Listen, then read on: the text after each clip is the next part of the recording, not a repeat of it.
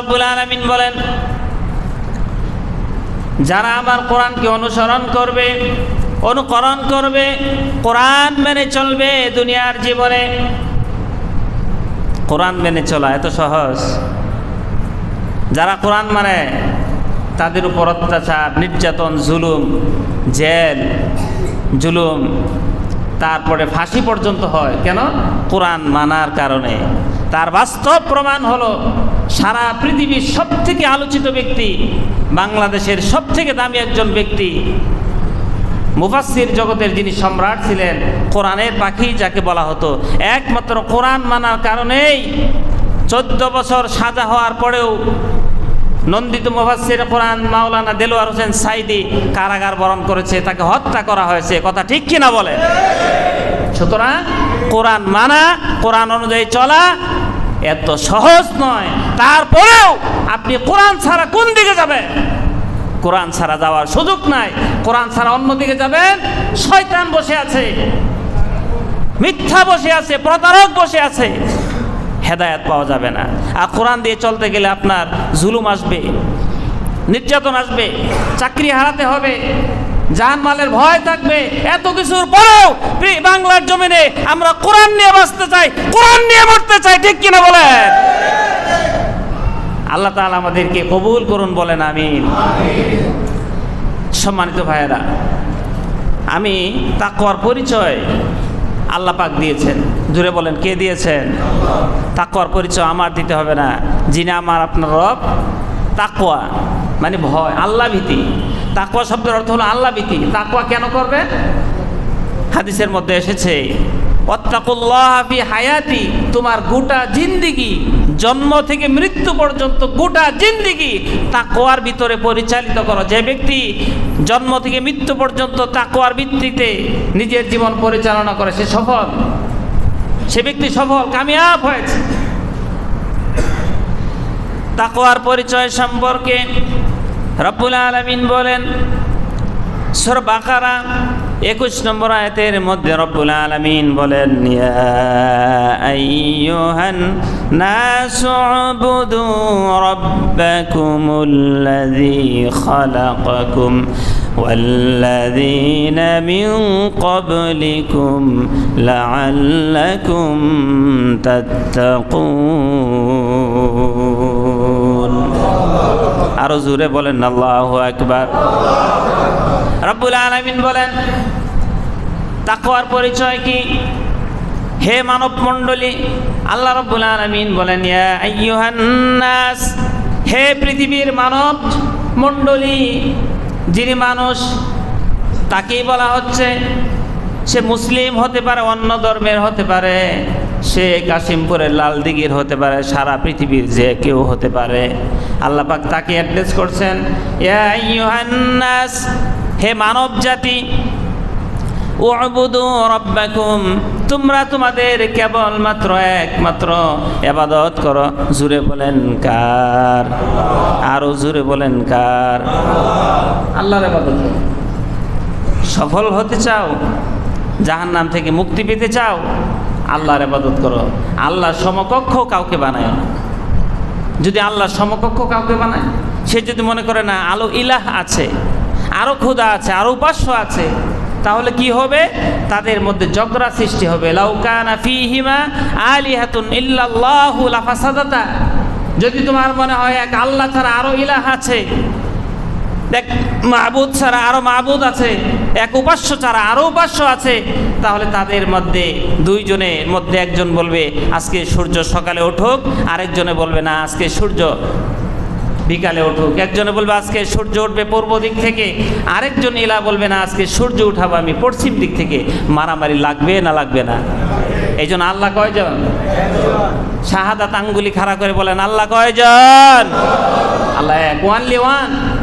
তার সমকক্ষ লাইসা কামিসলিহি শাই, তার সমকক্ষ কেউ নাই।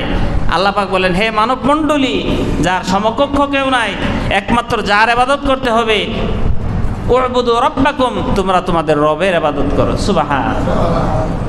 কি সুন্দর করে তাকওয়ার পরিচয় আল্লাহ পাক তুলে ধরছেন। তিনি বলছেন, আল্লাযী খালাকাকুম, রাব্বাকুমুল্লাযী খালাকাকুম ওয়াল্লাযীনা মিন ক্বাবলিকুম লাআল্লাকুম তাত্তাকুন। কেন ইবাদত করবে? কারণ তোমাকে আমাকে এই পৃথিবীর সব কিছু সৃষ্টি করেছেন। জোরে বলেন কে? আল্লাহ। আরো জোরে বলেন না কে? আল্লাহ। সুতরাং সৃষ্টি করেছেন যিনি, ইবাদত হবে কার? আল্লাহ। এক আল্লাহর ইবাদত হবে। আল্লাহর সাথে সমকক্ষ স্থির করা যাবে না, শরীক করা যাবে না। আল্লাযীনা মিন ক্বাবলিকুম, তোমাদেরকে সৃষ্টি করেছেন, তোমাদের আগে যারা ছিল সকলকে আল্লাহ পাক সৃষ্টি করেছেন। কেন? লাআল্লাকুম তাত্তাকুন, যেন তোমরা মুত্তাকি হতে পারো। এই যে তাকওয়ার পরিচয় আল্লাহ রাব্বুল আলামিন আমাদেরকে দিলেন। আপনার অন্তরে, আমার অন্তরে এই লালদিঘি তথা গাজীপুর অঞ্চল হলো ফ্যাক্টরি, মিল ফ্যাক্টরির অঞ্চল। এখানে বেশিরভাগ লোক 75-80% লোক এখানে চাকরি করে। সারা বাংলাদেশের সকল লোক কোনো না কোনো ক্ষেত্রে এই গাজীপুরে বসবাস করে। কথা ঠিক কিনা? গাজীপুরে বসবাস করে। এই যে গাজীপুরে বসবাস করে কেন? রিজিকের সন্ধানে। এখন তিনি যদি কর্মচারী হিসাবে অথবা মালিক হিসাবে অথবা ম্যানেজার হিসাবে অথবা যে কোনো পোস্টে থাকা অবস্থায় তার অন্তরের মধ্যে যদি আল্লাহর ভয় থাকে, খেয়াল করেন কথাটা, তার অন্তরের মধ্যে যদি আল্লাহর ভয় থাকে, সে শ্রমজীবী হয়ে কোনো দিন দুর্নীতি করতে পারবে না। সে চাকরিজীবী হয়ে কোনোদিন চাকরির 12টা বাজাতে পারবে না। সে মন্ত্রণালয়ের বড় মন্ত্রিত্ব পেলেও জনগণের ভাগ্যে যা আসবে দুর্নীতি করতে পারবে না। তার অন্তরের মধ্যে যদি আল্লাহর ভয় থাকে। কথা ঠিক কিনা বলেন? এই জন্য আল্লাহ পাক বলছেন আল্লাহর ভয় অর্জন করো। যতক্ষণ পর্যন্ত আল্লাহর ভয় মানুষের অন্তরে অর্জিত না হবে, সারা বাংলাদেশ কেন, সারা বাংলাদেশ সিসি ক্যামেরা কেন, এর থেকে হাই ভোল্টেজ পাওয়ার মেশিন লাগিয়েও বাংলাদেশের মানুষের, পৃথিবীর মানুষের দুর্নীতি কমানো যাবে না, যাবে না, যাবে না, যতক্ষণ তার অন্তরের মধ্যে আল্লাহ ভীতি, আল্লাহর ভয় না ঢুকবে। কথা ঠিক কিনা বলে? এই জন্য আল্লাহ রাব্বুল আলামিন তাকওয়ার সংজ্ঞা দিচ্ছেন, তাকওয়ার পরিচয় তুলে দিচ্ছেন। তোমার ভিতরে যদি তাকওয়া থাকে, তুমি পৃথিবীর সর্বশ্রেষ্ঠ মানুষদের একজন। কারণ তোমার ভিতরে ভয় আছে, মানুষের ভয় না, আল্লাহর ভয়। তোমার ভিতরে ভয় আছে রেবের ভয় নয়, রবের ভয়। তোমার ভিতরে ভয় আছে আল্লাহর। তোমার ভিতরে চাকরির ভয় নাই, কারণ চাকরি হলো রিজিক। যিনি রিজিক দেন তিনি হচ্ছেন রাজ্জাক। রিজিকের ভয় না করে রাজ্জাকের ভয় করো, দেখবে তুমি সফল হয়ে গেছো। সম্মানিত ভাইয়েরা, এই জন্য যারা আমরা কোম্পানিতে চাকরি করি, মালিক যদি আমাদেরকে একটু কষ্টও দেয়, আমরা চেষ্টা করব যথোপযুক্ত সময়, সঠিক সময়ে সঠিক কাজ যেন মালিকের ফাঁকি না দেয়। আপনি দুনিয়ার মালিকের ফাঁকি দিলেন, উপরে যিনি আছেন ওই আল্লাহ রাব্বুল আলামিন, তিনি হচ্ছেন মালিকের মালিক, হাকিমের হাকিম, বিচারকের বিচারক, তাম পৃথিবীর সব থেকে ক্ষমতাধর আল্লাহ। তাকে ফাঁকি দেওয়া, কথা কোন, তাকে ফাঁকি দেওয়া যাবে? সুতরাং ফাঁকি দেওয়া বন্ধ করতে হবে। এটা হলো আল্লাহর ভয়। আল্লাহ রাব্বুল আলামিন পরিচয় দিচ্ছেন যে আল্লাহর ভয় এভাবে তুমি অর্জন করো। সম্মানিত ভাইয়েরা, আল্লাহ রাব্বুল আলামিনকেই একমাত্র ভয় করতে হবে। মসজিদে কথা বললে আপনার চাকরি চলে যেতে পারে, এই জন্য আপনি কোরআন হাদিস বাদ দিয়ে কথা বলতে পারবেন না। কারণ হলো আল্লাহ নবী বলেন, যারা মানুষের ভয়ে, চাকরির ভয়ে, ব্যবসার ভয়ে, রিজিকের ভয়ে তার কোরআনের কথাটাকে ঘুরায় দেয়, বান্দার সামনে কোরআনের কথা ঘুরিয়ে দিয়ে অন্য কথা বলে, কোরআনের সঠিক কথা যারা বলতে চায় না, আল্লাহর নবী বলেন দুনিয়ার জীবনে তাদের ব্যবসা সফল হলেও, দুনিয়ার জীবনে সম্মান পেলেও ওই ব্যক্তি আমার আদালতের মধ্যে, আল্লাহর আদালতের মধ্যে বুবা শয়তান হিসাবে থাকবে। বুবা শয়তান, কথা ঠিক কিনা বলেন? সুতরাং আমরা বোবা হতে চাই না।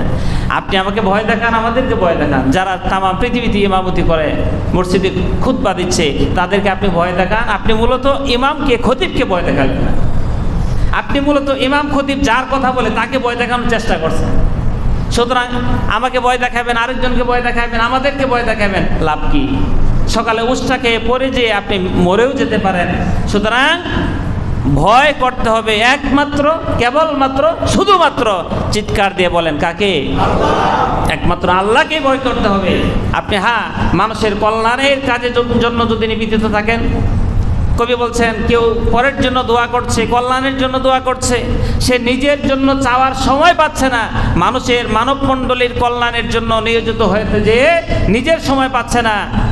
রাসূল সাল্লাল্লাহু আলাইহি ওয়াসাল্লাম বলেন ওই ব্যক্তি মানুষের জন্য উপকার করলে যতটা উপকার হয়েছে, নিজের জন্য উপকার করতে না পারা, দোয়া করতে না পারার কারণে ওই সমপরিমাণ কিংবা ওর থেকে বেশি ওই ব্যক্তিকে দান করে দেবে।